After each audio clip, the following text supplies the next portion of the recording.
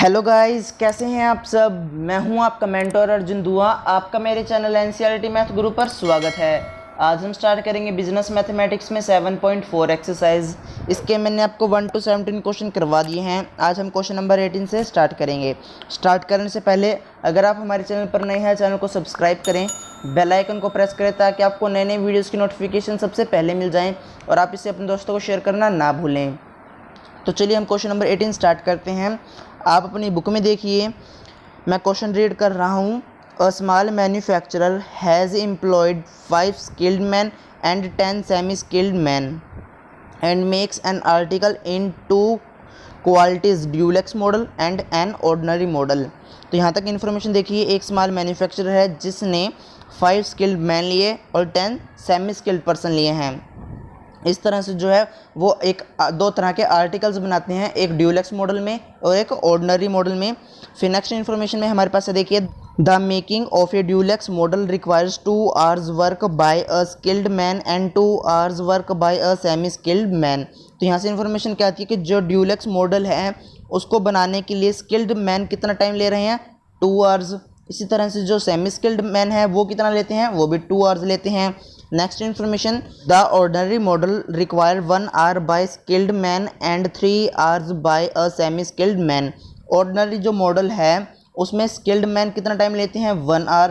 इस तरह से जो सेमी स्किल्ड हैं वो कितना लेते हैं टाइम, 3 hours। उसके बाद नेक्स्ट इन्फॉर्मेशन है, देखिए यहाँ पर, by union rules no man make work for more than 8 hours per day. यानी कि उनकी रिक्वायरमेंट आ गई कि वो 8 घंटे से ज़्यादा, यानी कि 8 घंटों से ज़्यादा काम नहीं कर सकते पर डे के अकॉर्डिंग। तो देखिए यहाँ पर 8 hours हैं, हर एक बंदा 8 घंटे से ज़्यादा काम नहीं कर सकता। तो हमारे पास स्किल्ड मैन कितने हैं, स्किल्ड मैन 5 हैं, तो इसलिए 5 8 जा 40 हमने किया रिक्वायरमेंट में, यानी कि 40 घंटे से ज़्यादा जो है स्किल्ड मैन काम नहीं कर सकते। इस तरह से जो सेमी स्किल्ड है उसका भी हम वही लॉजिक है। देखिए यहाँ पर जो 8 घंटे काम कर रहे हैं वो सेमी स्किल्ड 10% हैं, तो यहाँ पे 80 घंटे हो गए। तो सेमी स्किल्ड जो पर्सन होंगे वो 80 घंटे से ज़्यादा काम नहीं करेंगे। यहाँ तक इन्फॉर्मेशन है। उसके बाद देखिए नेक्स्ट में क्या है, the manufacturers clear profit on Dulux model is ₹15 and ordinary model is ₹10। तो देखिए यहाँ पर हमारे पास जो ड्यूलेक्स मॉडल पे जो प्रॉफिट होगा वो है ₹15 का, और जो ऑर्डिनरी मॉडल पे होगा उस पर कितना प्रॉफिट है, 10 रुपीज़ का। तो ये हमारे पास यहाँ पे इसका प्रॉफिट आ गया। उसके बाद next information, how many of each type should be made in order to maximise his total daily profit. तो उसको अपना प्रॉफिट जो है इंक्रीज करना है, मैक्सिमाइज करना है, तो किस तरह से वो करेगा। तो सबसे पहले हमारे पास जो टेबल तैयार हो चुका है उसी के अकॉर्डिंग हम चलेंगे। तो सबसे पहले आप ड्यूलेक्स मॉडल को हम एक्स लेकर चलते हैं, या फिर आप ऑर्डिनरी मॉडल को एक्स लेकर चले, कोई भी यूज़ कर सकते हैं। यानी कि हमने पहले मॉडल को x लेना है, दूसरे मॉडल को y लेना है। तो यहाँ पे हमने लिया ड्यूलेक्स मॉडल को x और ऑर्डिनरी मॉडल को y। उसके बाद देखिए यहाँ पर हमारे पास, जैसे कि पिछले वीडियो में बताया हुआ है मैंने आपको, टोटल प्रॉफिट हम किससे लेते हैं या फिर टोटल कॉस्ट किससे डिनोट करते हैं, z से। तो हमने वही किया, z be the total profit. और प्रॉफिट हमारे पास ड्यूलेक्स पे 1 ड्यूलेक्स वाले मॉडल पे 15 है, हमने बनाए हैं x, तो कितना हो जाएगा ये 15x। तो यहाँ पे देखिए z हमारे पास क्या आ जाएगा 15x। इसी तरह से हमारे पास ये 10y आ गया। y हमारा ऑर्डिनरी मॉडल है, प्रॉफिट हमारे पास 10 रुपीज़ का होता है, तो 10y यहाँ पर प्रॉफिट आ गया। दोनों को प्लस कर देंगे तो टोटल प्रॉफिट बन जाएगा। प्रॉफिट को मिनिमाइज करना है या मैक्सिमाइज, वो क्वेश्चन के अकॉर्डिंग यहाँ पर मैक्सिमाइज आ गया है हमारे पास। फिर हमारे पास सब्जेक्ट टू कंस्ट्रेंट्स हम बनाते हैं। तो 2x + y less than and equal to 40। तो देखिए अब 2x + y हमारे पास किस तरह से बनेगा, इस तरह से हमने इनको प्लस करना है। देखिए 2x + y less than and equal to 40, इस तरह से 2x + 3y less than and equal to 80। तो यहाँ पे हमारे पास ये दोनों इस तरह से आ गए। उसके बाद x जो है दोनों 0 से बड़े होने चाहिए, यानी कि दोनों के जो मॉडल हैं कुछ ना कुछ हमने बनाए ही होंगे, यानी या फिर ये तो है ना कि माइनस में चले जाएंगे, माइनस में नहीं, 0 में 1 2 कुछ तो नंबर होगा उनका। इस तरह से अब जो हमारी LPP तैयार होने के बाद हम क्या करते हैं, अपना सम स्टार्ट करते हैं। तो देखिए यहाँ पर हमारे पास जो ऑब्जेक्टिव फंक्शन रहता है, सबसे पहले हमने उसको लिखा z = 15x + 10y। उसके बाद जो हमारी इनइक्वालिटीज़ थी उनको इक्वेशंस में यानी कि इक्वालिटीज़ में लेकर आए, यानी कि 2x + y इक्वल टू हमने किया 40, इस तरह से 2x + 3y इक्वल टू 80। तो इस तरह से हमने पहले इनको इक्वेशन में बनाया। अब यहाँ पे हमने 0 0 सब्सटीट्यूट करना है, या फिर कोई भी नंबर हम यहाँ पर पुट कर सकते हैं या सब्सटीट्यूट कर सकते हैं। तो x की जगह पर हमने पहले किया 0, हमारे पास रिजल्ट आ गया y के लिए 40। इसी तरह से जब हमने y के लिए किया 0 तो x हमारे पास आ गया 20। तो इस तरह से आपने भी सब्स्टिट्यूट करना है, जैसे कि मैंने आपको पहले भी बताया हुआ है। उसके बाद इसी तरह से आपने सेकंड इक्वेशन में भी करना है। फर्स्ट में हमने यानी कि x में हमने रखा 0, तो हमारे पास y की वैल्यू 80/3 आ गई, यानी कि 80/3 आ जाएगी। उसके बाद फिर हम दोबारा करेंगे y में 0 सब्स्टिट्यूट, पहले हमने x में किया, अब हम y में सब्स्टिट्यूट कर रहे हैं, तो x की वैल्यू हमारे पास 40 आ जाएगी। तो हमारे पास पेयर्स बन चुके हैं। हर एक इक्वेशन के लिए कम से कम हमें 2 पॉइंट्स पता होने चाहिए, तो 2 पॉइंट्स देखिए, फर्स्ट एंड सेकंड पेयर हमारे पास आ गए, इसलिए यहाँ पे भी हमारे पास इस तरह से यहाँ पे भी आ गए। अब इनको ग्राफ में प्लॉट करते हैं। तो ग्राफ बनाना मैंने आपको बताया हुआ है। सबसे पहले एक वर्टिकली लाइन और एक हॉरिजॉन्टल लाइन। वर्टिकली लाइन और हॉरिजॉन्टल लाइन, वर्टिकल हमारे पास y axis, horizontal x axis रहती है, जहाँ दोनों मीट करती हैं वो हमारा ओरिजिन पॉइंट होता है। गैप आप अपनी तरफ से कोई भी दे सकते हैं, गैप हमेशा इक्वल रखना है आपने, जैसे कि यहाँ पर मैंने लिखा 0, 10, 20, इस तरह 0, 10, 20, तो आपने गैप इक्वल रखना है। तो अब अपने नंबर यहाँ पे प्लॉट करते हैं। तो सबसे पहला पेयर हमारे पास है 0 एंड 40 का। सबसे पहला पेयर हमारे पास कौन सा है? 0 एंड 40 का। तो सबसे पहले 0 ओरिजिन पर रहेगा और 40 वाई एक्सिस में ऊपर की तरफ देखेंगे तो यहाँ पर मिल जाएगा हमें। इसी तरह से x की वैल्यू 20, y की वैल्यू 0, y की वैल्यू 0 और x की वैल्यू दोनों की 0 हमारे पास ओरिजिन पर रहती है, और y यहाँ पे y की वैल्यू 0 है, x की वैल्यू 20 है, तो वो यहाँ पर आ जाएगी। तो 2 पॉइंट हमारे पास आ गए। तो लाइन हम ड्रॉ कर सकते हैं, स्ट्रेट लाइन आपने पॉइंट्स में से पास करनी है। फिर इसी तरह से सेकंड पॉइंट भी हमने करना है, यानी कि जो सेकंड इक्वेशन के पॉइंट्स है उसको भी लेकर चलते हैं। 0 एंड 80/3, तो 80/3 हमारे पास लगभग 26 पॉइंट समथिंग हो जाएगा, यानी कि x की वैल्यू 0, y की वैल्यू 26 पॉइंट समथिंग, यानी कि 26.66 आ जाएगी, तो वो पॉइंट यहाँ पे आ जाएगा। इस तरह से y की वैल्यू 0, x की वैल्यू 40 है, तो ये यहाँ पे आ गया। फिर इस तरह से आपने भी एक लाइन ड्रॉ कर देनी है, पॉइंट में से पास होनी चाहिए। इक्वेशन के नेम आपने साथ के साथ लिख लेने हैं, जैसे कि यहाँ पे मैंने लिखे हुए हैं। पॉइंट्स के नेम भी आप लिख लेंगे तो अच्छा रहेगा। देखिए इस तरह से जैसे कि मैंने आपको बताया हुआ है। अब इनमें हमने शेड करना है। शेड कैसे करते हैं वो मैंने आपको बताया हुआ है। शेडेड रीजन फाइंड करने के लिए इनइक्वालिटीज़ में 0 0 सब्स्टिट्यूट करना है। तो देखिए इनइक्वालिटीज़ हमारे पास ये रही, इनमें 0 0 सब्स्टिट्यूट कर दीजिए। दोनों में 0 रखा, 0 छोटा है 40 से, सही है, 0 छोटा है 80 से, ये भी सही है, दोनों ट्रू हैं। ओरिजिन की तरफ आ जाएंगे। देखिए फर्स्ट इक्वेशन के अकॉर्डिंग हमारे पास यूँ ड्रॉ हो जाएगा, इस तरह से सेकंड के अकॉर्डिंग हमारे पास यूँ आ जाएगा। तो यहाँ पे हमारे पास शेडेड रीजन बन जाएगा, यानी कि शेडेड रीजन हमारे पास ये एरिया में बन जाएगा। तो इनके हमने कॉर्नर पॉइंट लेने हैं। तो कॉर्नर 1, 2, 3, 4, नाम आप कुछ भी दे सकते हैं, 1 2 3 4 ABCD, वो गिनती नहीं देनी, और आपने नेम देने हैं ABCD, इस तरह से कोई भी नेम हो सकता है। उनको पॉइंट्स मैंने आपको फाइंड करना बताया हुआ है। तो यहाँ पे A पॉइंट हमारे पास आ जाएगा 0 एंड 80/3, B पॉइंट आ जाएगा 10 और 20, C आ जाएगा 20 एंड 0, एंड लास्ट आ जाएगा 0 एंड 0। तो ये 4 पॉइंट हमारे पास रहेंगे। अब Z जो हमारे पास था 15x + 10y, उनमें इन वैल्यूज़ को आपने सब्स्टिट्यूट करना है। तो पहले हमने किया 0 एंड 80/3 को, इस तरह से 10 एंड 20 को, 20 0 एंड 0 0 को जब हम सब्स्टिट्यूट करेंगे, इस तरह से आपने सोल्व करना है। सोल्व करने के बाद देखना है कि वैल्यू क्या आती हैं। तो हमारे पास सबसे मैक्सिमाइज या मिनिमाइज जो भी क्वेश्चन में होगा उसके अकॉर्डिंग यहाँ पे हम वैल्यू सेलेक्ट करेंगे। तो यहाँ पे मैक्सिमम था तो 350 हमारे पास यहाँ पे सबसे बड़ा नंबर है, तो ये हमारा आंसर हो जाएगा। इसलिए यहाँ पे मैक्सिमम वैल्यू Z की 350 है, और पॉइंट हमारे पास 10 एंड 20 आया है। ये 10 जो है सबसे पहले किसको डिनोट कर रहा है? ड्यूल एक्स मॉडल को, क्योंकि हमने ड्यूल एक्स मॉडल को x लिया था, और फिर ऑर्डिनरी मॉडल को हमारे पास ये 20 है क्योंकि उसको हमने y लिया था। तो अगर आप पहले ऑर्डिनरी लेते हैं तो आपके पास पहले 20 आ जाएगा, ड्यूल एक्स बाद में है तो 10 बाद में आ जाएगा। इस अकॉर्डिंग हमारे पास सोल्यूशन हो जाएगा। इस तरह से क्वेश्चन नंबर 19 है। क्वेश्चन नंबर 19 आप अपनी बुक में देखिए, मैं क्वेश्चन रीड कर रहा हूँ। A factory owner purchases 2 types of machine A and B for his factory. The requirements and limitation for the machine as the follow. तो यहाँ पे हमारे पास टेबल पहले ही गिवन था, उस टेबल को मैंने यहाँ पर लिखा है। उसके बाद इन्फॉर्मेशन जो है मैं वो बता देता हूँ। He has an area of 9,000 square meter available and 72 skilled men who can operate these machines. How many machines of each type should he buy to maximize the daily output? तो यहाँ से इन्फॉर्मेशन क्या आती है कि एक factory owner है जिसने 2 तरह की मशीन परचेज की है, machine A and machine B। Table देखिए, टेबल समझा रहा हूँ मैं।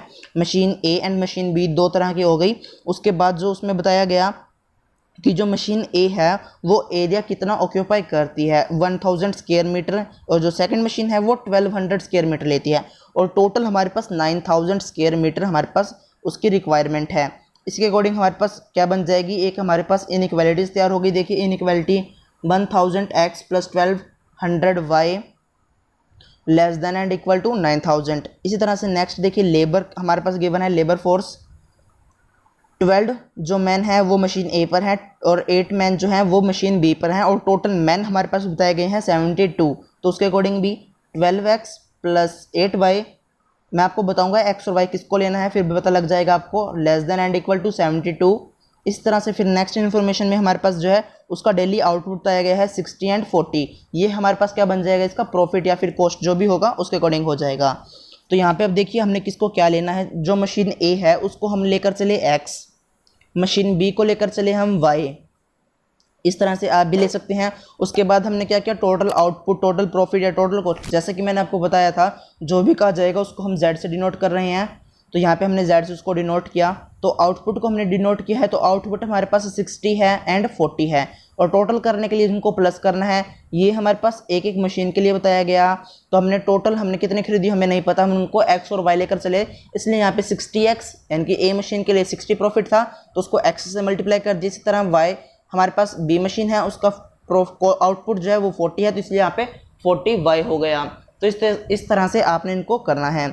इक्वेशंस मैंने आपको बताई किस तरह से आएंगी हमारे पास, जो हमारे पास पहले एरिया था, एरिया को हमने प्लस करा यानी कि 1000x + 1200y, टोटल एरिया हमारे पास 9000 था, उससे कम या फिर उसके इक्वल हम यूज़ करेंगे। इस तरह से 12x + 8y ये मैन बताए गए हैं, मैन हमारे पास टोटल 72 हैं, उससे कम या उसके इक्वल यूज़ करेंगे, उससे ज़्यादा तो हम यूज़ नहीं कर सकते क्योंकि हमारे पास लिमिट बताई गई है 72 की। और दोनों जो है मशीन्स हम कुछ ना कुछ तो खरीदेंगे, यानी कि माइनस में नहीं आएंगी, ज़ीरो से बड़ी रहेंगी। इसी तरह से अब हमारी LPP तैयार हो गई। अब क्या करते हैं, हम हमारा ऑब्जेक्टिव फंक्शन लिखते हैं, z = 60x + 40y हमारे पास यहाँ पर रिजल्ट हो जाएगा। फिर हम क्या करते हैं, लीनियर इक्वेशन ड्रॉ करते हैं। तो लीनियर इक्वेशन किस तरह से बनाते हैं, जैसे कि मैंने आपको बताया हुआ है, जो सिंबल दिया जाता है उसको हटाकर हमने इक्वल का सिंबल सिर्फ लगाना होता है, तो हमने वही किया है। देखिए 5x + 6y = 45। इसी तरह से नेक्स्ट 3x + 2y = 18। तो यहाँ पे देखिए हमारे पास इक्वेशन क्या थी, इक्वेशंस थी हमारे पास 1000x + 1200y less than and equal to 9000। चाहे आप इस इक्वेशन को लेकर भी चल सकते हैं, यानी कि यहाँ पे बस आपने इक्वल का सिंबल करना है, यहाँ पे आपने इक्वल का सिंबल करना है, तो आप इस इक्वेशन को भी ले सकते हैं या फिर इसमें से आप कॉमन भी ले सकते हैं। तो यहाँ से आप कॉमन लेकर चलेंगे तो आसान हो जाएगा। तो हमने यहाँ से देखिए पहले तो हमने यहाँ पे 2 जीरो कम की, यानी कि यहाँ पे रह गया हमारे पास पहले 10 फिर 12 और इधर 90। फिर हमने क्या किया, 2 कॉमन ले लिया, तो यहाँ पे फिर हमारे पास जहाँ पे 10 था वहाँ पे 5 हो गया, कॉमन लेकर चले, यानी कि मेन मकसद यह है कि यहाँ से हमने कॉमन लिया है। इस तरह नीचे इक्वेशन, सेकंड इक्वेशन से भी आप कॉमन लेकर चल सकते हैं, तो यहाँ से भी हमने कॉमन लिया, तो आप कॉमन लेकर चलेंगे तो हमने 4 से कॉमन लिया, तो यहाँ पे हमारे पास ये रिजल्ट हो गया। अगर आप कॉमन नहीं लेना चाहते, इन इक्वेशंस को भी आप सॉल्व कर सकते हैं, तो आप उससे भी कर लीजिए। उसके बाद हमने क्या करना है, इन इक्वेशंस में यानी कि जो हमने इक्वेशंस बनाई हैं इन दोनों में हमने 0 0 सब्सिट्यूट करना है, यानी कि एक बार x को एक बार y को, जिससे हमारे पास x और y की वैल्यूज़ आ जाएंगी। तो हमने सबसे पहले x को 0 रखा, जिससे y हमारे पास कितना आ गया 45/6। इसी तरह से जब हमने y को 0 रखा तो x हमारे पास 9 आ गया।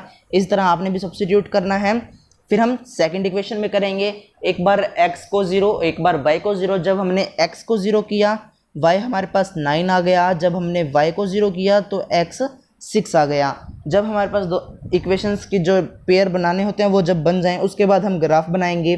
तो ग्राफ देखिए कुछ इस तरह से बनेगा, तो ये हमारे पास इसका ग्राफ बनेगा। तो इसके अंदर हमने क्या करना है, सबसे पहले एक वर्टिकली लाइन एक हॉरिजॉन्टल लाइन जहाँ मीट करती है वो हमारा रीजन।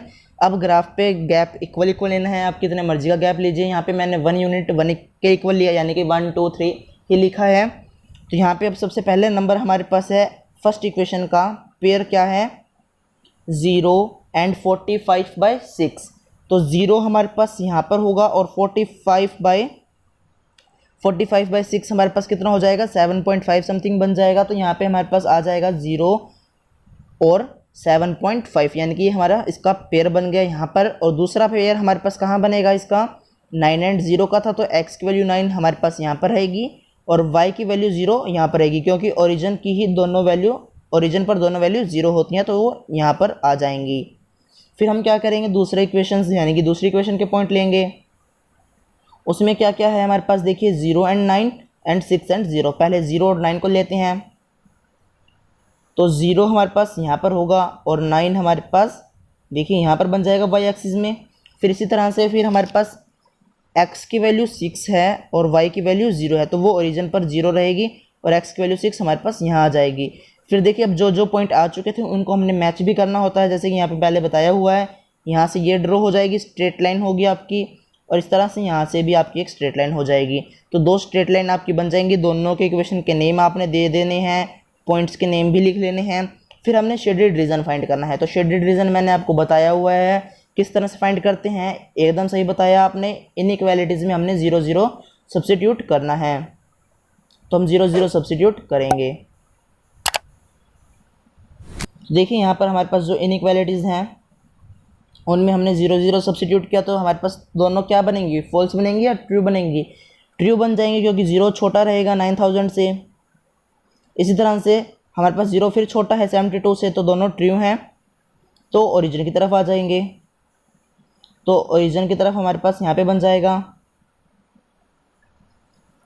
इस तरह से ये हमारे पास इसका शेड रीजन आ जाएगा। आपने शेड अच्छे से करना है, पेंसिल से करना है। तो यहाँ पे देखिए अब ये कॉर्नर पॉइंट आ गए हमारे पास, इनको हमने देखिए इस तरह से ये हमारे पास इसके कॉर्नर आ गए।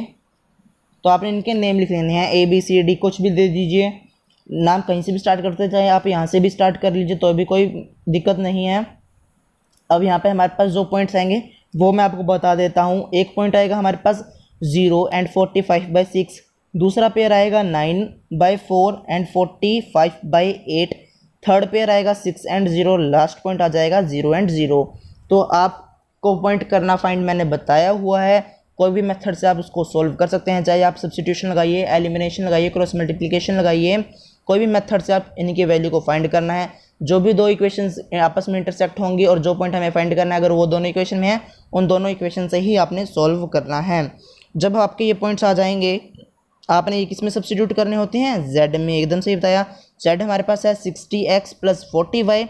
इनमें एक बार x की जगह पे जो नंबर यहाँ पर है जैसे कि 0, फिर नेक्स्ट नंबर है 45/8। देखिए यहाँ पर हमारे पास जो नंबर है वो है 0 एंड 45/6 है, तो उनको आपने यहाँ पर सब्स्टिट्यूट करना है। x और y की जगह पर सॉल्व करेंगे 300 आ जाएगा। इस तरह से 9/4 और 45/8 को सॉल्व करेंगे z में रखकर, तो 360 आ जाएगा। इस तरह 6 एंड 0 को भी सॉल्व करेंगे तो 360 फिर आ जाएगा। फिर लास्ट में हमारे पास फिर दोबारा से क्या आ जाएगा, 0 आ जाएगा। अब मैक्सिमम हमारे पास दो नंबर हैं, देखिए एक मैक्सिमम हमारे पास यहाँ पर है, एक मैक्सिमम यहाँ पर है, दोनों 360 हैं। अब इनमें से हमारा कौन सा आंसर होगा और कौन सा नहीं होगा, वो देखिए कारण क्या है इनका, कि जो फ्रैक्शन में है हम उसको नहीं लेंगे। फ्रैक्शन में नहीं होगा, वो क्यों नहीं लेना वो मैं आपको रीज़न बता देता हूँ। क्योंकि मशीन जो अभी फ्रैक्शन में आ सकती हैं, मशीन ये हो सकता है कि आप 1.5 मशीन ले आएँ, नहीं हो सकता 2.5 मशीन, नहीं हो सकता आप या तो 1 लाएंगे या 2 लाएंगे, या कोई भी नंबर आएगा, यानी कि हमारे पास एकदम प्रॉपर नंबर आएगा, इंटीजर्स आएंगे, यानी कि हमारे पास इसमें फ्रैक्शन नहीं आएगी। इसीलिए यहाँ पे जो फ्रैक्शन का नंबर है उसको हमने छोड़ देना है, यानी कि हमारा रिजल्ट 6 एंड 0 हो जाएगा। यानी कि हमारा आंसर क्या बन जाएगा, 6 एंड 0। कौन से पॉइंट पर, z के 360 जब हमारा रिजल्ट होगा, तो यहाँ पे हमारे पास ये इसका रिजल्ट हो जाएगा। यानी कि 6 मशीन्स हमें टाइप A की लेनी है और 0 मशीन टाइप B की लेनी है। जैसे कि मैंने आपको बताया था कि 0 से छोटी नहीं हो सकती, 0 के इक्वल भी हो सकती है और 0 से बड़ी भी हो सकती है। तो यहाँ पे 6 मशीन अगर हम A की ही ले लें तो हमारे पास सबसे मैक्सिमम इसका रिजल्ट हो जाएगा। तो यहाँ तक हमने क्वेश्चन नंबर 19 तक कंप्लीट किया। अगली वीडियो में हम अगले क्वेश्चंस करेंगे। अगर आपको वीडियो अच्छी लगे, वीडियो को लाइक कीजिए, दोस्तों को शेयर कीजिए। अगर आप हमारे चैनल पर नए हैं, चैनल को सब्सक्राइब करें, बेल आइकन को प्रेस कर लें ताकि आपको नए नए वीडियोज़ की नोटिफिकेशन सबसे पहले मिल जाएँ। Thank you.